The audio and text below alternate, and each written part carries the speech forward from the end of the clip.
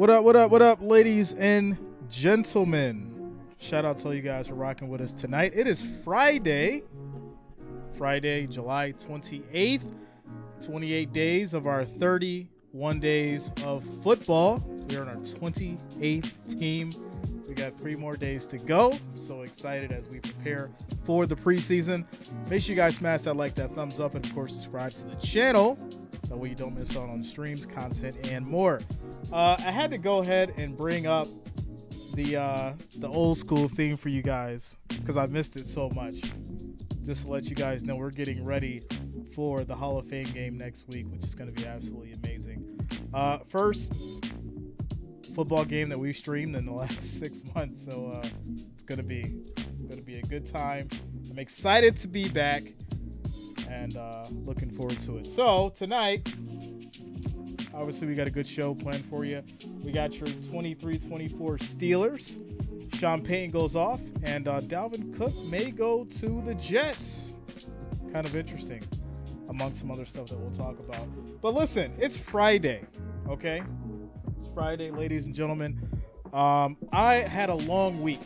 I put in work, and to say the least, I'm definitely excited that it is Friday. So for my 21 and over folks, if you're with me, join up with your boy Jay. Got the bottle out tonight. It's been a while since I had a drink. Y'all know I'm very structured when it comes to the beverages, but I'm having a drink tonight. So if you are with me, pour yourself one up, and gonna have a little Henny on the rocks here, and I will cheers to you guys, my 21 and over folks. Please drink responsibly. Do not drink and drive. All right. Cheers to you guys as we prepare to get started with preseason.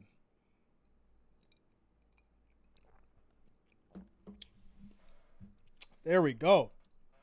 All right, Ric Flair, where are you at, my friend? Ric Flair, where are you at? Wait, I got to turn down the volume.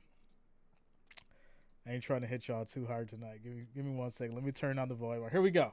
There it is. Shout out to you guys as we prepare to get started. Shout out to you, Bob. What's going on with you? Rodney in the building. Ladies and gentlemen, Patty, what's up? What's going on with you guys? Shout out to the Wrench Gang. Shout out to the family, all the listeners, all the watchers as we prepare to get started. You guys see that I do have the original stream set up on tonight. I'm so excited. As you can't tell, we literally have not even a week left before we are streaming on August 3rd, the Hall of Fame game between the Jets and the Browns, and I'm excited. As you can see, I'm also expanding stuff here that I shouldn't be. There we go. Shout out to Bagels Proud. What's up, man? What's going on with you, bro? All right. Bengals, I'm good, man. How you doing? I'm good. Looking forward to getting started tonight. All right. Let's go ahead and do it. Let's start with Mr. Joe Burrow. So it looks like he's going to miss several weeks. Let me make sure I get this here for you guys. If you do not know, obviously Mr. Burrow was injured during training camp. He injured his calf. He strained his calf. And it looks like he's going to be missing several weeks. So let's go ahead and get across the league. What more can you tell us? We start with the quarterback in Joe Burrow. Taking a closer look at what was happening at practice today. 11 on 11. Burrow, he scrambles outside of that pocket. He's believed to have suffered a calf strain, undergoing further testing. For context, Burrow suffered an ACL injury in his rookie year. That was his left knee, and this looks to be like his right calf. For a little bit more, our NFL Network insider, Mike Garafolo, is with us right now. All right, Mike. So, yeah, calf strain, which is really, interesting. Obviously, things like this can happen during training camp. Things can get tweaked. Players can get injured. And unfortunately, it is, the star quarterback for Cincinnati. Now, is it something that's super extreme and going to become problematic? Joe Burrow has had an injury, obviously, in his left knee and now his right calf. So, do I think that's going to create issues as far as in the season? I don't know. Nobody knows. But it is possible that it could become problematic. Getting into the story. Joey franchise will be on the mend for a bit. Exactly how long remains to be seen. Cincinnati Bengals quarterback Joe Burrow will miss several weeks due to a right calf strain. Head coach Zach Taylor told reporters on Friday afternoon. When pressed for a more specific timetable, Taylor did not provide one, stating several weeks is several weeks. Burrow sustained the injury during Thursday's practice and was carted off the field. In Burrow's training camp absence, Bengals quarterback reps will go to Trevor Siemian, it's a name I haven't heard in a long time, and Jake Browning, and the team will add a quarterback, Taylor said. Though it's arduous to tab Friday's news as good news, it certainly alleviates some of the worst fears for the Bengals, as the franchise quarterback still has more than 5 weeks before kickoff of the 2023 season to recover, which one would hope fits into the several weeks window Taylor provided. Now listen, obviously this man has the best doctors in the league, best doctors in the world that are gonna take care of him to make sure that he's ready to go. I don't foresee this being an issue for Burrow, but hey, I could be wrong. We don't know, what kind of problems this may cause once he actually starts playing and getting hit. That's what's really going to be in question, and whether or not he's going to be able to perform and be at 100% as the weeks go on. So I will be paying attention along with you guys once we start streaming these games, seeing how he's playing, whether or not he's basically scary. It's nothing that his legs, his calves. He's throwing the ball a little faster. He's being hurried up and things like that. So we'll definitely be on the watch for that. But I do hope that he gets better. That's the most important thing. So, yeah. Shout out to Tactical. What's up, man? Tactical in the building. Text 713 says, Commanders. What's going on with those Commanders? I think we covered Commanders last week. Yeah, last week. I didn't have much to say.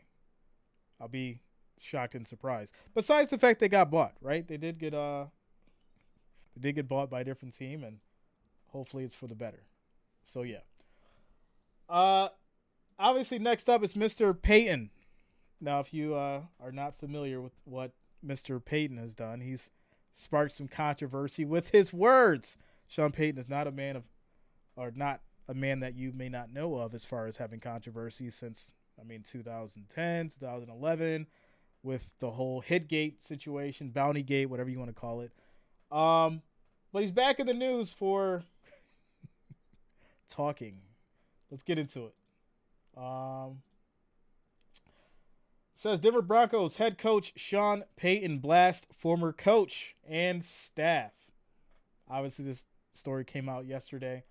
It says, in a rare critique of the team's previous coach and staff, Denver Broncos head coach Sean Payton told USA Today that his predecessors had done one of the worst coaching jobs in the history of the NFL. That's a pretty serious accusation. Payton, who was hired this past season by the Broncos, sounded off on the former coach Nathaniel Hackett and others.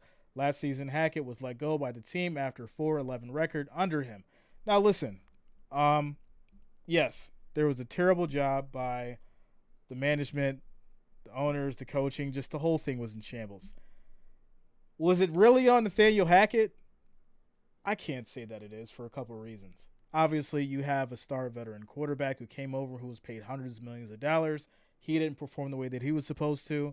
Then obviously, there were so many different issues as far as with the defense. And so, yeah, your head coach, he's brand new, he's fresh.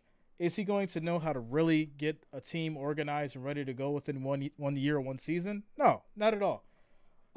But with that said, he did end up getting fired, and now Mr. Sean Payton is, the man over there.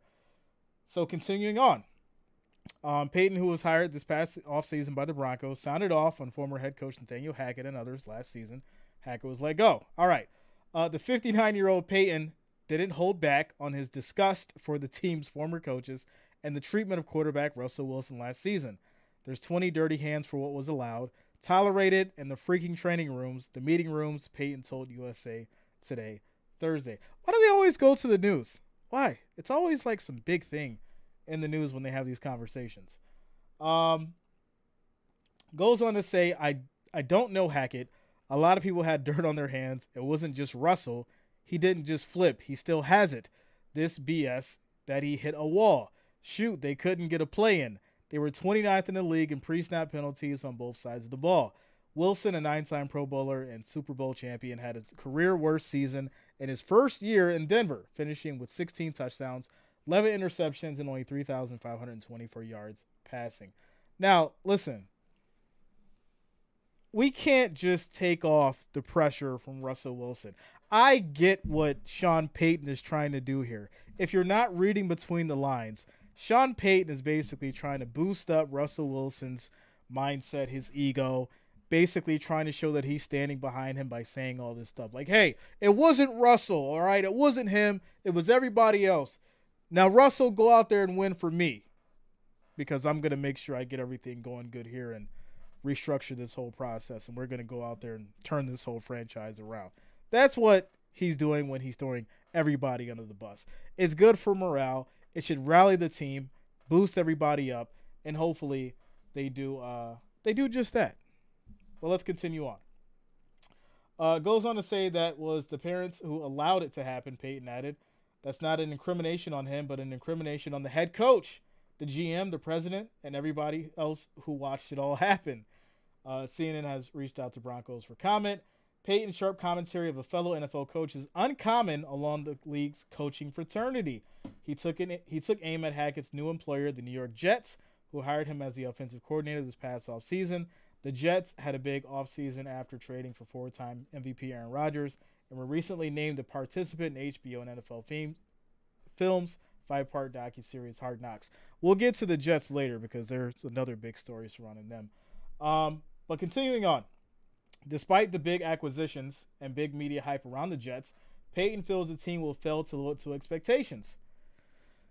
It's really tough hearing from Payton, especially with all the talent that's over there right now. But hey, maybe he knows, and maybe he's preparing for Week 5 against those Jets, which looks like it's shaping up to be an interesting game. We're not doing any of that, Payton said. The Jets did that last year, or did this. Jets did that this year. You watch Hard Knocks, all of it. I can see it coming. Jets head coach Robert Saleh addressed the comments while talking to reporters during training camp on Thursday. Saleh said Payton can say whatever the hell he wants. I kind of live by the saying, if you ain't got no haters, you ain't popping. That's the truth. I'm going to take a drink to that. So hate away, Saleh said. Obviously, we're doing something right. If you're going to talk about us, we don't play you until Week 4, and I'm good with it. The guys in the locker room, they've earned every bit that's coming to them and really excited about what's going on. So listen, I'm definitely excited with all this banter, all this back and forth. Sean Payton going off, showing his grit, determination, his will to get his team fired up. And then obviously coming at the Jets too. I like it. It sets up a good little camaraderie. It gets us going for the season. And I'm definitely ready to go as far as seeing what's going to happen there. Now, listen, if the Jets lose to the Broncos, it's going to be absolutely wild. But if they get beat, all this talking goes out the window, and it's going to make Sean Payton just look absolutely stupid. So, yes, I'm all for this, and I want to see it because either way it goes, it's going to have huge ramifications in the conversation that happens the next day, and I'm definitely going to be talking about it and referencing back to these stories. So, yeah. Shout out to Tactical, says he's buttering up his quarterback. Yes, he definitely is. Tactical says, what's Payton going to say if they lose Week 5? That's what I'm saying, right? If they do lose, what is the conversation going to be? What kind of excuse is Payton going to be able to come up with? Because it's going to be a real issue with all these words right now if he can't come out and perform and Russell Wilson turns out to be a bust. Shout out to you, Tactical, says I wouldn't want Payton as my head coach regardless of him winning a Super Bowl. Dude is toxic. Well, listen, like I said, we can go back to Bounty Gate, right? We can go back to that where he was paying certain players to go out there and, get a big hit on somebody and either hurt him or take him out the game. But listen, he's not the only one who was doing dirt, right? There's so many different issues and things that we don't know about and stories that people haven't brought up. So, we'll just move on from that. But there you have it as far as Mr. Sean Payton in regards to what he said. And then here's the recap to the story today. I've not watched the video yet, so let's go ahead and get into it. Yeah, listen, I had one of those moments where I still had my Fox hat on and not my coaching hat on. And, I said this to the team in the meeting yesterday. We've had a great offseason relative to that, and I've been preaching that message. And here I am, the veteran, stepping in it. And, it was a learning experience for me. It was a mistake, obviously. I needed a little bit more filter. There's a pound of flesh for these guys. And as a coach, you stick up for them. And after a while, we're past that season last year. And I said what I said. And obviously, I needed it a little bit more restraint. And I regret that. That being said, what I told the team.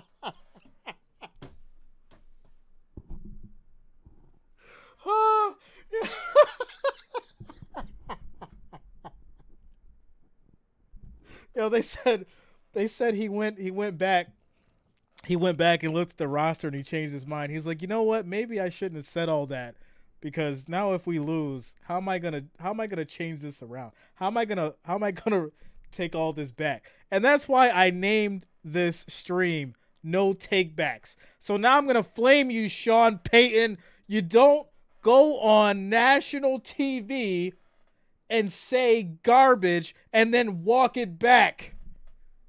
What are you doing? This is absolutely terrible for football. If you're going to say something, stand on it, defend it, and then go out there and prove it on the field.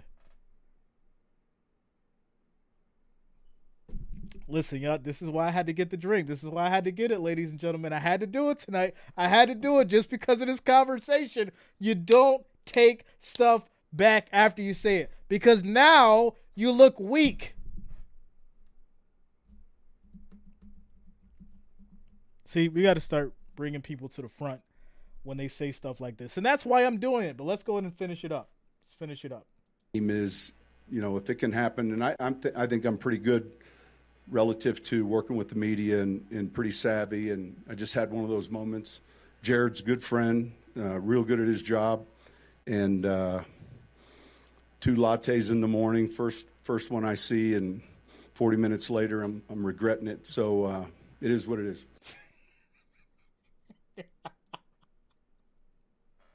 Listen, so he goes from this throwing everybody under the bus to, well, I definitely should have watched my words. I'll bring you guys some coffee and donuts in the morning. We'll make up. Go Broncos. Let's ride. Oh, you can't make it up. Can't make it up. So, shout out to Tennessee Tactical. Says, Jay, we talk about accountability all the time. He's covering his butt. Listen, this is why we have these conversations. I know some of you guys be like, Jay, why are you always like lecturing and stuff like that?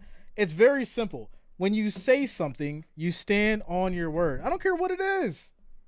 And this is the kind of stuff that changes the perception as far as your players, because guess what? I'm sure that these guys were fired up and ready to go as soon as they heard him say this yesterday.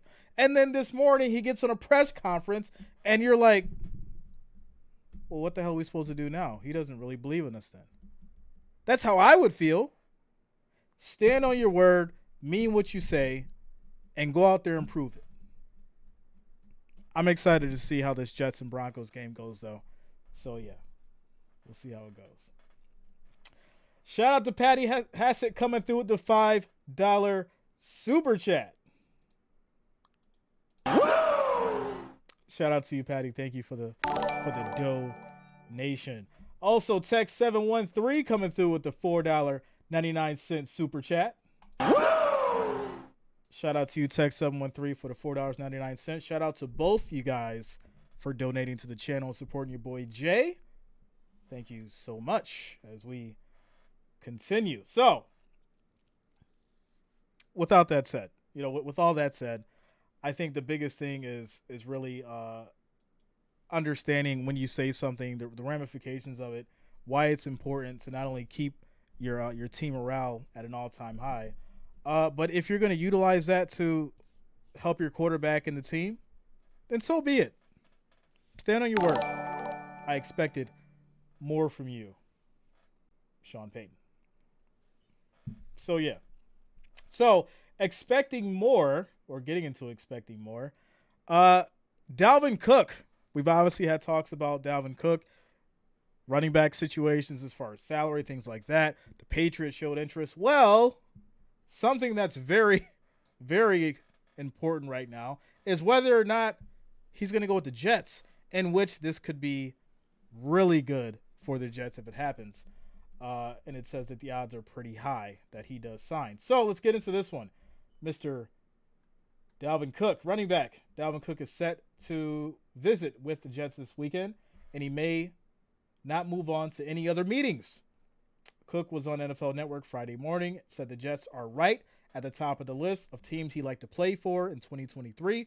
Cook added that the possibility is high that the visit could result in a contract with the team. Cook cited the presence of Aaron Rodgers as a big reason for his interest in the Jets, and that he feels the team could have something special this year because of the quarterback's arrival. The Dolphins have also mentioned as a potential landing spot for Cook, and the Miami native said it would be a Cinderella story to return home, but there's no visit scheduled. That may mean Cook winds up facing his hometown twice this season. Listen,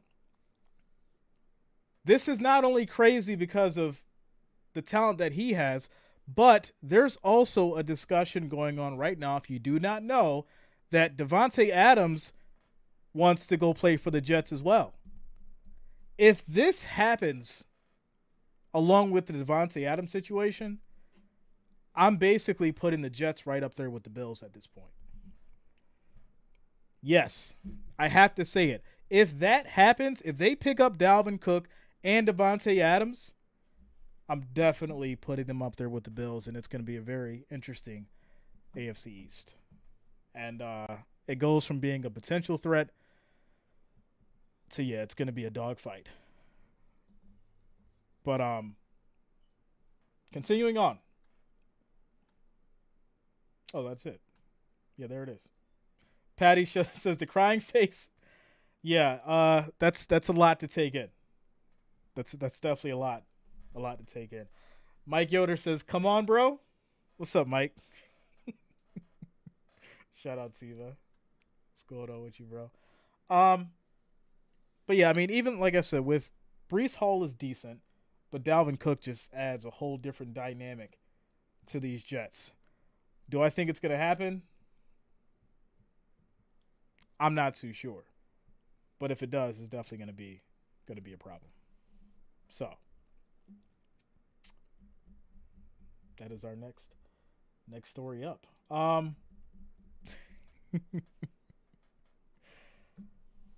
Adams comes home. Listen, if you get Adams back there with Rodgers, he's already got, like I said, it's already should be the New York Packers with everyone else who's already on there. You add Adams, you bring in Cook, it's definitely looking like a very easy season for these Jets, as long as Rodgers can stay healthy and still play at his potential. Shout out to Rodney, says, "Oh wow, well, guess they can run the ball when his arm poops out." Then what they do with the money, Jay? Listen, that's why I think he took that $30 million pay cut, right? Rodgers took that $30 million pay cut. He's like, hey, get me Adams, get me Cook. I'll sit back and I'll take the $30 million cut if I can have a better chance of winning a ring. And I respect it. I do. There's not a lot of quarterbacks, especially Mr. Rodgers himself, because I don't think we've ever seen a situation like this where he's done so much to create this kind of a specific team. But if it happens that way, this is definitely going to be a problem. We talk about, championship built or teams being built and turned into championships. This could be one of them. And it'll be crazy to see. So, yeah. Before we get into, obviously, the stars of the show, which is going to be the Pittsburgh Steelers. I do have one more story I wanted to get into for my boxing fans. You know, punch, uppercut, you know, all that good stuff. I boxed for a number of years. I love boxing and training and all that kind of stuff. So I do from time to time actually go back and look at some of the fights, even though boxing is not what it used to be. But hey, tomorrow night you're going to have Errol Spence Jr. versus Terrence Crawford. They're going to be fighting for the welterweight title. These guys are definitely going to be going at it. Getting into this story, a true boxing super fight is within reach. The sport will gather in Las Vegas on Saturday night to crown the first 4-belt welterweight champion when unified title holder Errol Spence Jr. takes on WBO champ Terrence Crawford on Showtime pay-per-view. It all goes down from the T-Mobile Arena with the eyes of the world watching. The two fighters have built incredible resumes and are considered among the pound-for-pound best in the sport. Crawford, 39-0 with 30 knockouts, is the current WB welterweight champion and has held world titles at both lightweight and junior welterweight, becoming undisputed at 140 pounds. He has long been considered one of the boxing's absolute top talents, but was held back from the biggest fights at welterweight by his long affiliation with Top Rank. You know how that goes. It's all about the money. It's all about the money. With the most of the elite 147-pound fighters operating under the Premier Boxing Champions banner. After splitting with Top Rank, a long-awaited clash with Spence seemed possible, but previous attempts to make the fight fell apart, leading to less appealing bouts such as Crawford's December win over David Evanesian. Spence is 28-0 with 22 knockouts, is also undefeated and dominant. He has, however, been far less active than Crawford in recent years due to various issues ranging from a car crash to a retinal tear. Spence has only fought twice since September 2019. So it's going to be interesting. Two undefeated fighters going at it for these belts. And, you know, if you're into boxing, definitely going to be something to check out. As far as the other fights on the card, you'll have Isaac Cruz and Giovanna Cabrera, Nonito Danier and Alexandro Santiago, Sergio Garcia, and Yonis Tellis. And those will be the other fights on the card for tomorrow night. So there you go. All right. One more drink for you guys, or with you guys. Cheers. Before we get started with the next story.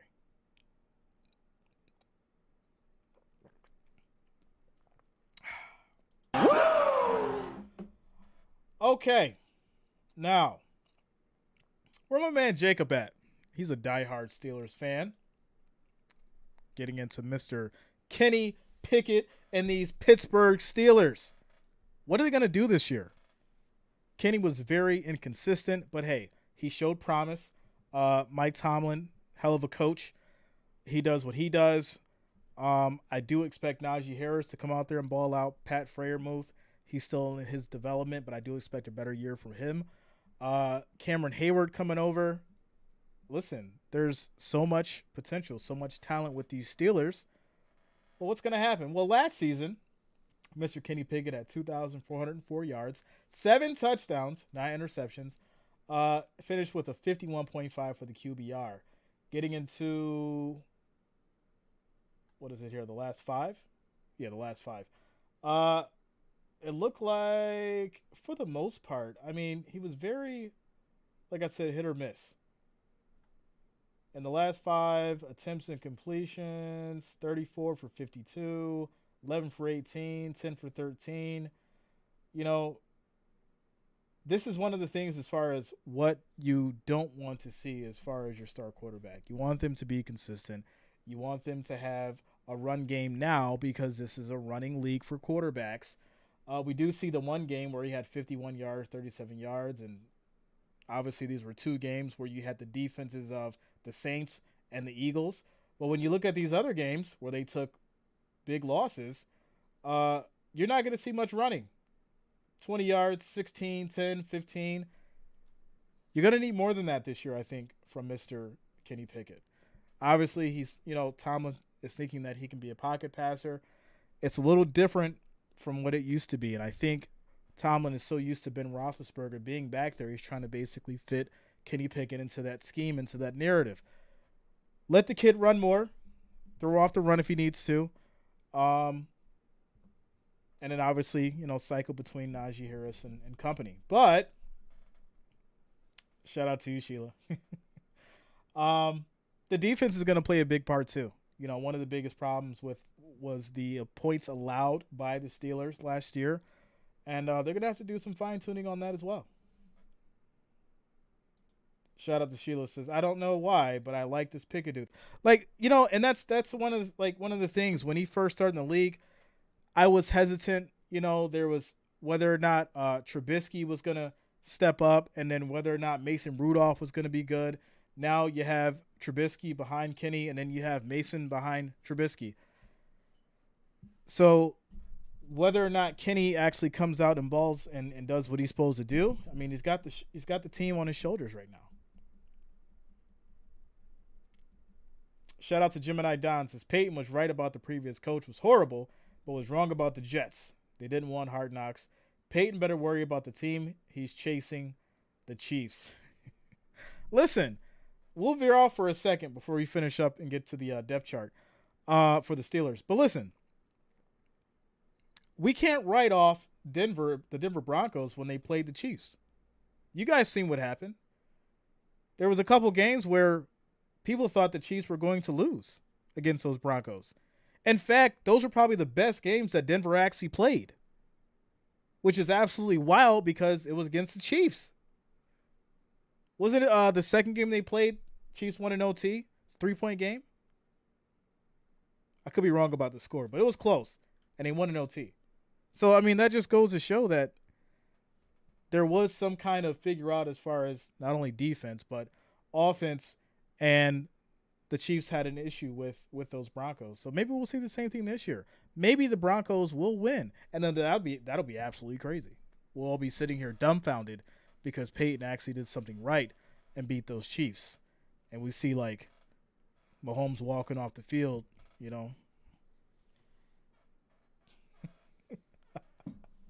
Shout out to Tennessee Tactical, says division games are tough regardless. Yeah, that's true. That's true. You know how divisions go. Okay.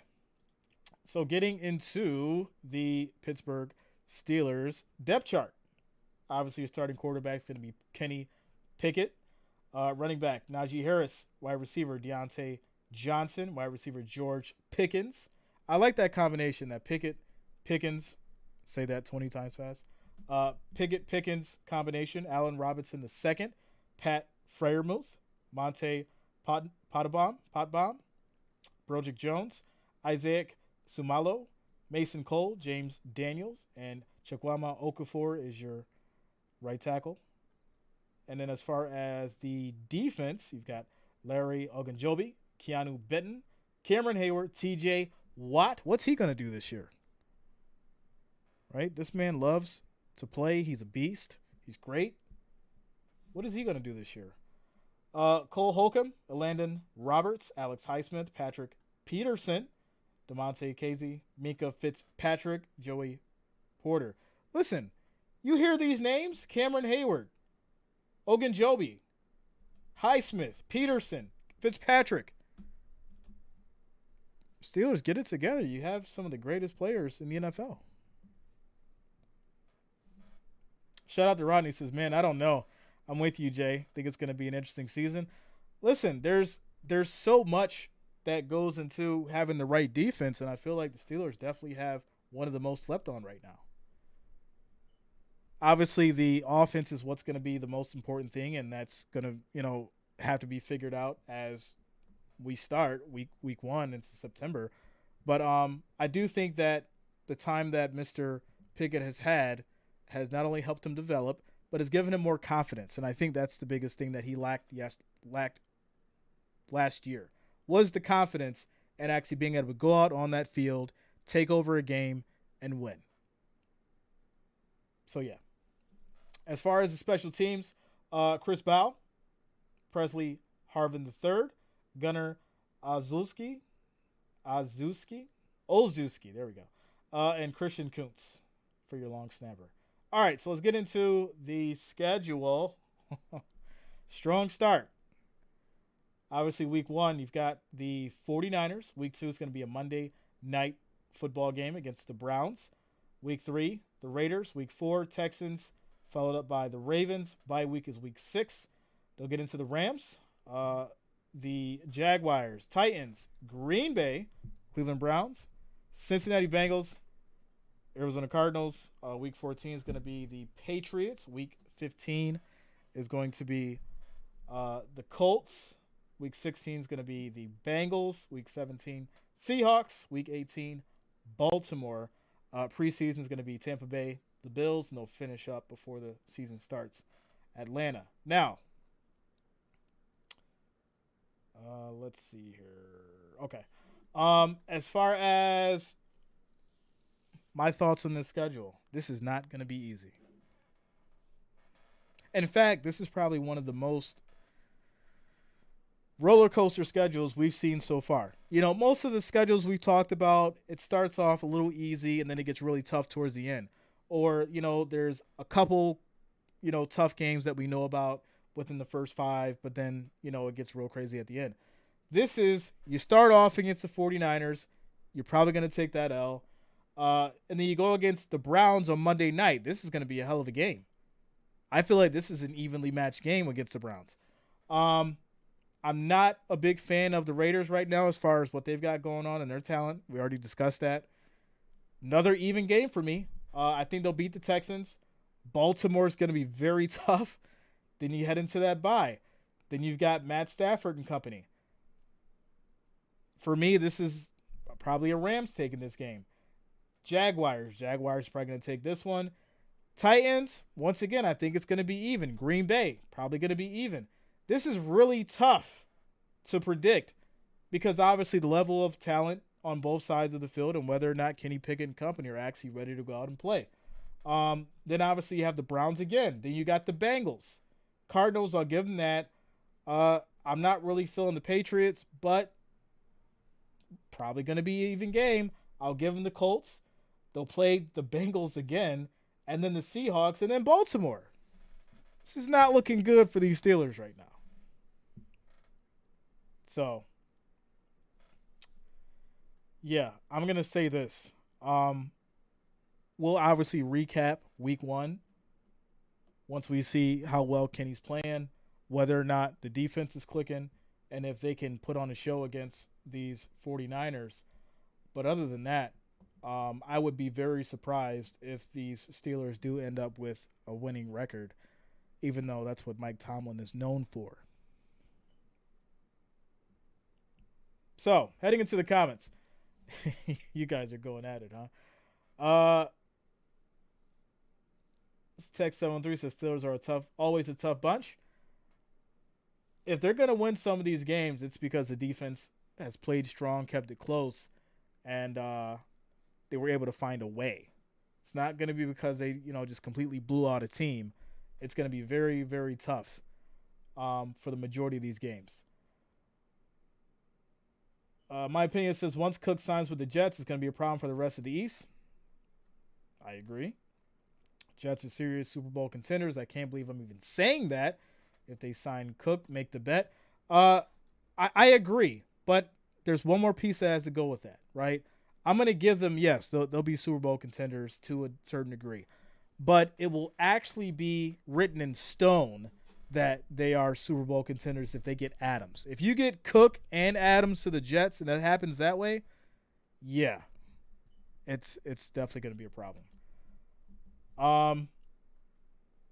Mark John Holmes says Sean was dead wrong. Let's go to the poll. We got 16 votes. We're at 50-50. Half of you guys are saying that Sean was right, and half of you are saying that he's wrong. So we're in the middle right now until we end the stream. We'll figure out who's right or wrong later. But yeah, that's going to be it as far as the schedule for me. This is really tough to predict, without a doubt.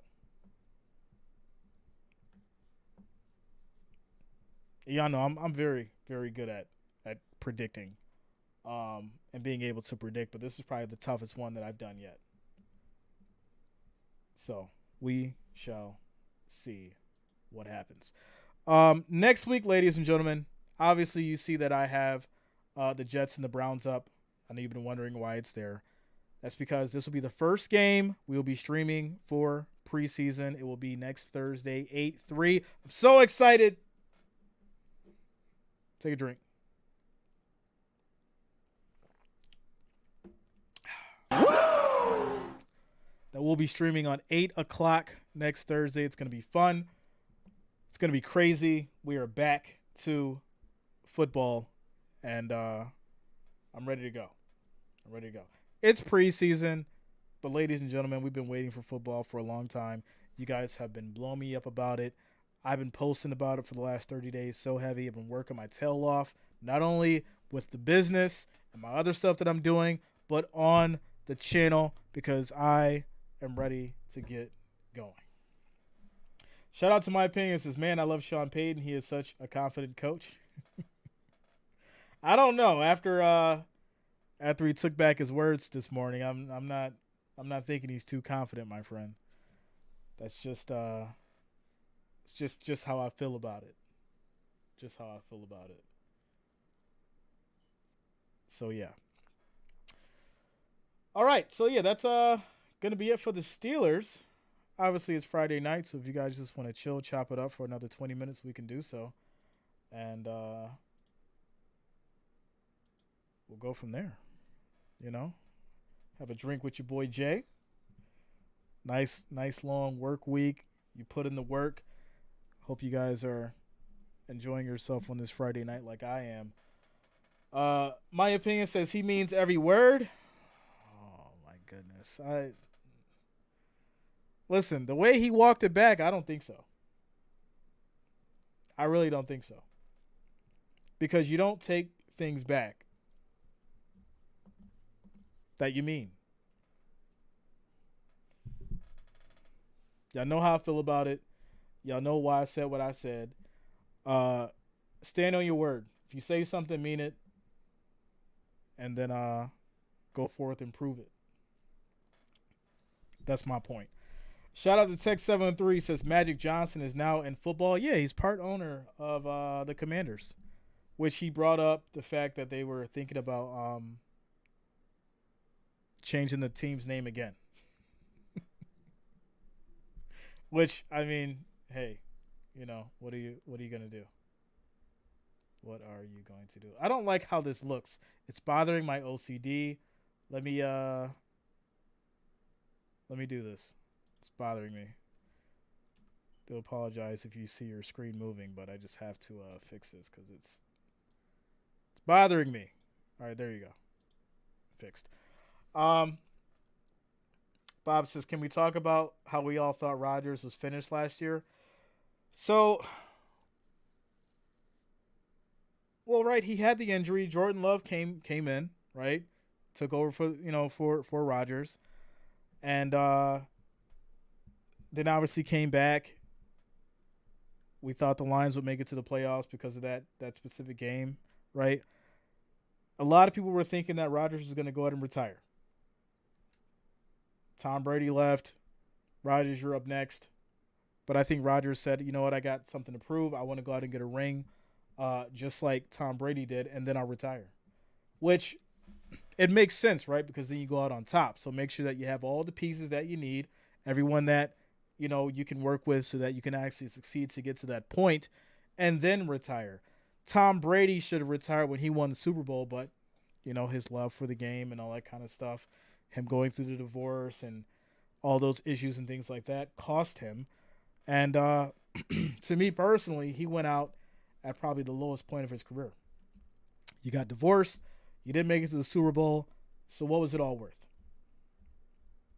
What was it all worth?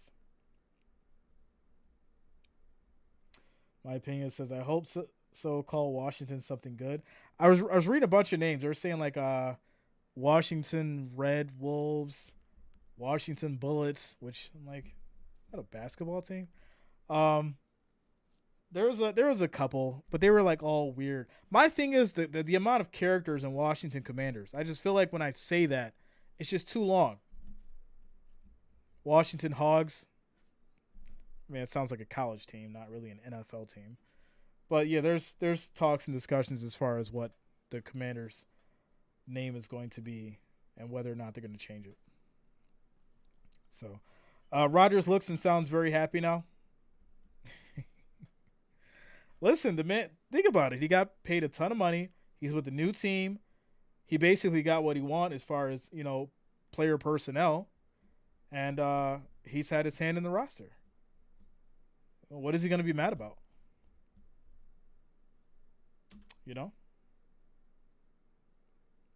So, any baseball fans in the house? Any baseball fans in the house? Or any Shohei Ohtani fans in the house? I haven't really. I'll really be honest with you guys. I have not been up on my baseball because we've been so heavily focused on football. But Mr. Ohtani, Shohei Ohtani, if you do not know, this is the once in a lifetime generational talent who's taken over Major League Baseball. This man is a beast at pitching, at hitting, and he did not get traded. He is staying with the Angels, which I think is a good thing, right? There's so many different trades that happen and so much money that goes into baseball. It's absolutely ridiculous, some of these contracts that they get. You guys think NFL contracts are wild? These baseball contracts are out of control. So yeah, I mean, if you haven't been watching too much baseball, at least, Ohtani is something that can get you excited, and it's always a good show to watch. But getting into this story, it says, cheers to the Angels. Why keeping Shohei Ohtani is thrilling for the rest of us. It says, there is living and there is being alive. The Los Angeles Angels of Anaheim are finally alive. Shohei Ohtani, the most talented and impactful baseballing force the sport has ever witnessed, will remain an Angel for at least the next 2 months. After endless speculation, the two-way dynamo is staying put. The Angels, as evidenced by their recent acquisition of Luis Gaelito and Ronaldo Lopez, are buying at the trade deadline, not selling. GM Perry Manajan is withdrawing from his 401k, speeding off to Vegas in the drop top and putting it all on red. Anaheim is living in the moment. Come November, Ohtani will reach the open market. Teams will offer a king's ransom for his services in free agency, and he will sign the richest baseball contract of all time. Chances are the Angels will either be outbid or outmaneuvered. Most likely they will receive nothing but a compository draft pick and a whole lot of wonderful memories for employing Shohei Ohtani. Anaheim will enter 2024 with a flawed roster, an aging, oft-injured Mike Trout. Mike Trout's a beast. Why are they hating on Mike Trout? A barren farm system and goat-shaped void on both sides of the ball. It's not a rosy outlook. So listen, if you're a Los Angeles Angels fan, you still got Mr. Ohtani for a couple more months. The guy's worth a ton of money. A ton of money. We're not talking we're not talking 20, 30 million. He's worth hundreds of millions right now to a prospective team. And the man is so good that there's going to be a ridiculous bid or ridiculous amount of bids on him for a specific team. Some are saying the Dodgers, some are saying the Yankees. But obviously, I'll let you guys know when it happens. We'll figure it out. We shall see. The Pirates, yeah, I mean, who's got the real money, though? That's the question. I'll have to do my research when it comes to that. Figure out who's got the most money to spend. Tech 713 says $500 million. Listen, who's that soccer guy that just got offered close to like $1 billion by the Saudis, and he turned it down? All money ain't good money. You should see that. It's the same thing that's going on with the live golfers. The Saudis are offering $500 million, $750 million, $800 million just to bring talent over to play for them. But most of these guys are turning it down. So that goes to show that all money ain't good money. That is for sure. So with that said, ladies and gentlemen, that is going to be tonight's show. I do want to thank all of you for rocking with us tonight. Make sure you smash that like, that thumbs up, and, of course, subscribe. Shout out to the family. Shout out to the Wrench Gang, all the listeners, all the watchers, and I do thank you for the support of the channel. my opinion, I am not taking that money because that's going to come at the expense of your soul, and I'm not doing that, my friend. No amount of money is worth your soul. No amount of money is worth your soul. Don't sell yourself out, man. All right, ladies and gentlemen, I'm up out of here. You guys have a good Friday.